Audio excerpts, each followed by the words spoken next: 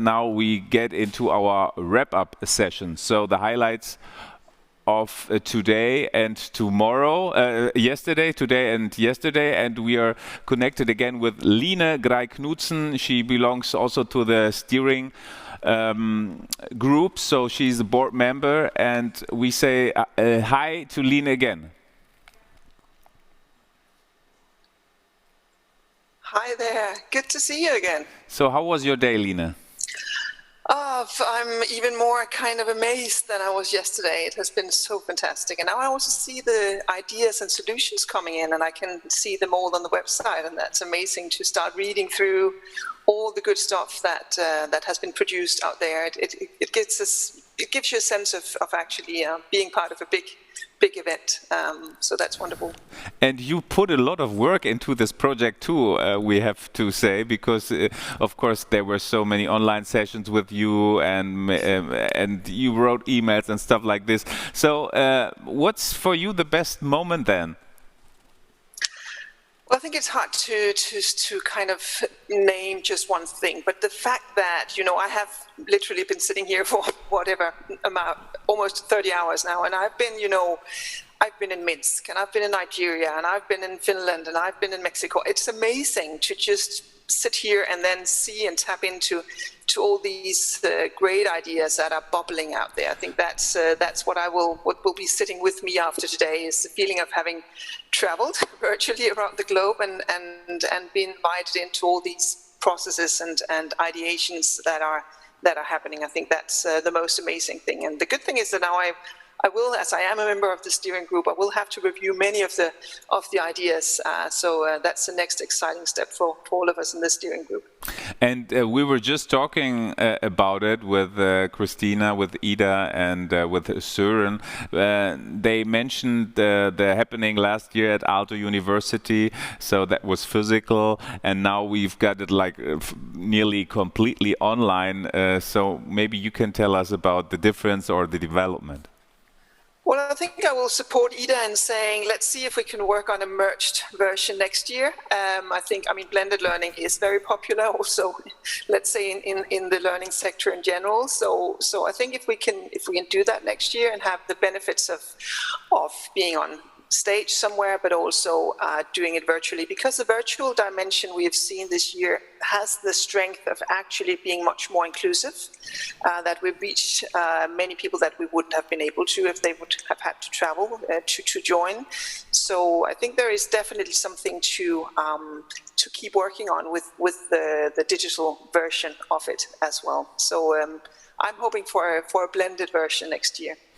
And it's kind of a brand right now, DigiEduHack. I've read so many things about it, and also comments at the social networks.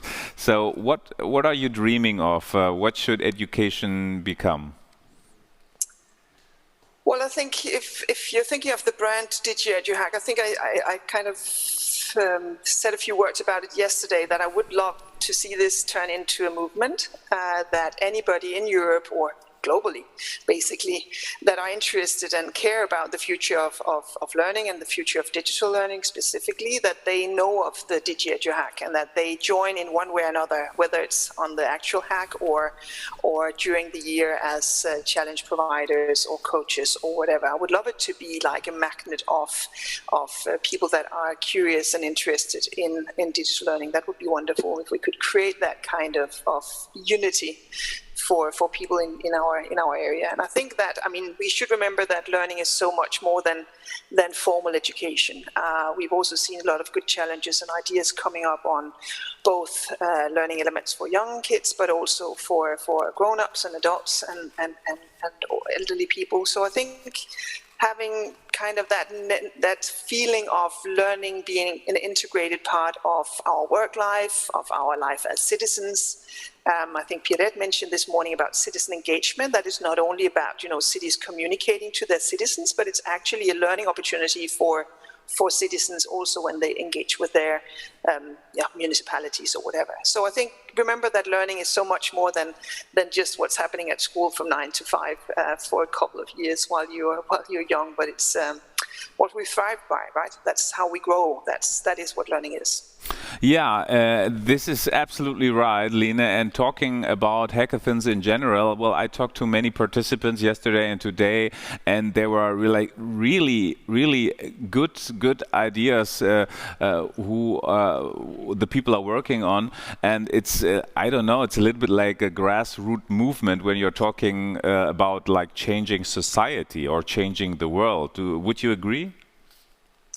Yeah, for sure. I mean, I think that learning is the most powerful transformational tool we have in society. I mean, that's why I am in this industry. I think that's really where change happens and where we see the growth and the big kind of innovation coming when there is learning involved. So yes, I think it's a super important tool. I think we also heard a little bit about it today in the panel on sustainability and green skills and all that, you know, you have to open your mind for new things and understand the context that you're working in. And that, I mean, that learning is needed for that as well, right? That to understand the system that you're in and grasp the context and the conditions that you're working under. And that's an important thing as well. I'm wondering if we can call Florian now on our stage, because I see Florian. Maybe it's a little bit, just come over. Well, thank you very much. Now I stand up. Maybe it's a little bit better because we have just one seat. Keep the distance. And I'm asked Florian, also digital steering group member. What's your impressions? I think I'm just really amazed of what happened in the last 2 days. I think what was really crucial, I'm just coming from the room back there where our semester hack team is still working until at least 8 tonight. Oh. And it's just really, you know, things are getting into action. You know, what for me is the most crucial point of hackathons in general and of what was inspiring me yesterday and today. It's actually not what people like me talked about on the panels. It's actually what students, learners from the age of 11 in our semester up to the age of 70 old professors working together, getting into action, co-creating. That was just really inspiring. And I saw already on Twitter some projects that are really now, you know, getting up to speed and that are going to be implemented, be implemented next week in schools, in higher education institutions. That's really cool. It's really cool. You start yesterday morning and you don't know what's getting out of it. And you end tonight and you see, hey, there's actually something happening that is going to, you know, innovate education, not in a few years, next week. Is this also, Lena, the exclusive moment, because Florian pointed out some things, 11-year-old kids are taking part of a hackathon? Yeah, well, actually, last year I remember we had some very young members of some of the teams, 6-month-olds. So I mean, we've seen it before, and I'm sure we will see it again. And it's important that, I mean, we've also heard that from many users or from many participants yesterday, that inviting users and actually end users on board. And I think that's also the energy that Florian is kind of getting to, that, like having the 11 years there. They have, you know, their life is at stake. I mean, that's what they do every day. They are learners, and they want this to be a good experience. So yeah, we can see all ages here. You both are in contact for a long time. You know each other, and you know, more about hackathons than maybe any other person I know. What would you say, Florian? Now, this year's DigiEduHack, was there anything you learned new? For me, the really new part, compared to the hackathons we did before in Berlin, was the intercultural perspective. Like even with our hackathon, Semester Hack, that is focusing on collaborating amongst German higher education institutions, we had people from India, we had people from Kazakhstan, we had people from all around the world. And that was only possible because our local hackathon was part of this bigger movement that my colleague also talked about. And I think that movement, and that movement becoming reality, that really is what we need. And that is what really surprised me also. Because it's not always easy to organize such a hackathon. It's not always easy to do something on a European or even global level. But it worked out, and that's amazing. We were hearing Christina Riesen in the panel before, and we were talking about implementation and how you can put the ideas into practice. And then there was this money thing, yeah, this issue. Do you need like really support, big money? And that wasn't really my intention to ask for big money, but would you agree that money is or not primarily the most important thing? I for sure wouldn't agree.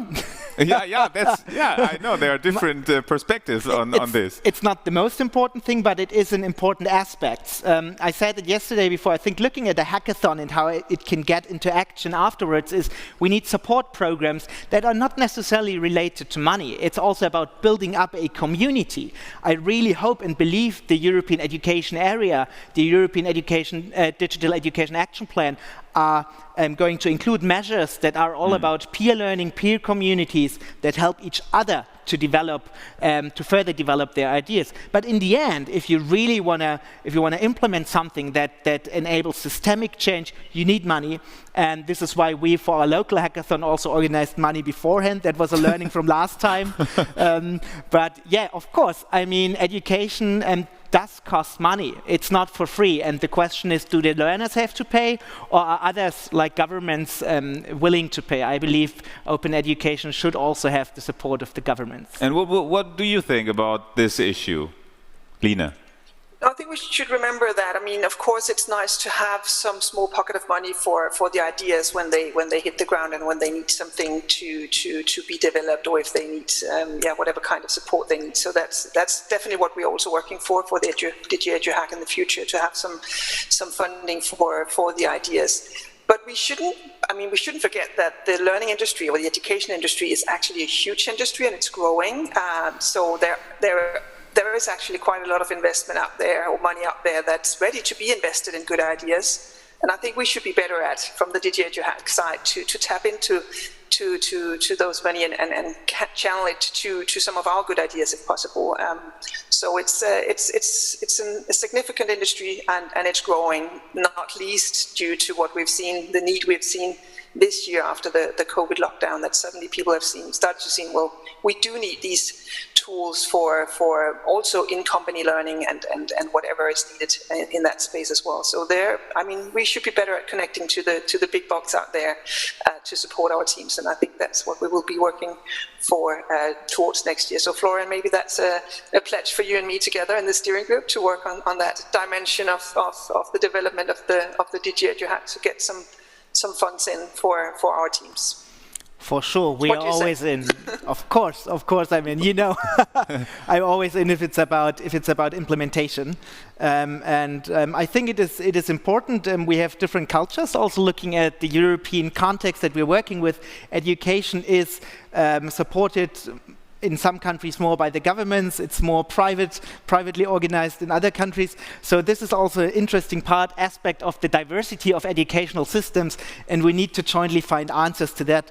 But of course, I mean, we're so full of energy and passion here in Berlin, there in Finland, all around Europe, all around the world, and I believe that we can find solutions that cater the needs regionally of everyone, no matter in which system you are working. And I'm really looking forward to collaborating with you on that.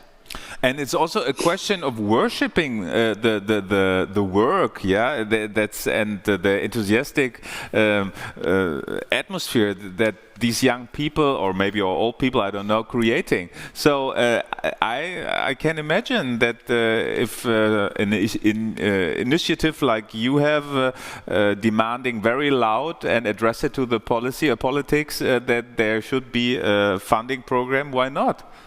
No, we're going to do that, at least looking at the results of the hackathon. It's really interesting. I'm going to talk to the Education Ministry and the Chancellor next week on the topic of education.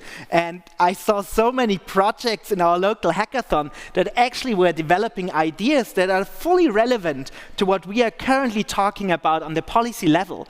And we need to, that's one homework I'm taking with me. I need to connect that. I need to tell politicians who I talk to about the great ideas, about the inspiring students that I'm meeting every day, and about the great impact they can have on how we all together reinvent education. Yeah, this is really such an important thing, because I don't know, that was not my attention in the former panel to underline the big or the great meaning of money in terms, referring to the work of hackathon teams. No, it's about worshipping, and I don't know. Do you guys know? Is there a number of hackathon teams they quit after, I don't know, the real competition because there was too less support?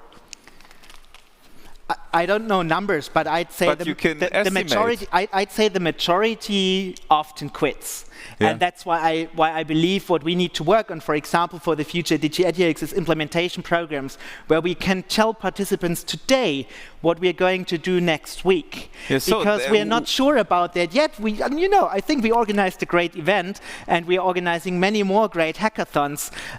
But even in Berlin, I don't know what to tell some of the participants next week, and I think there's a lot of work to do, and we can do that.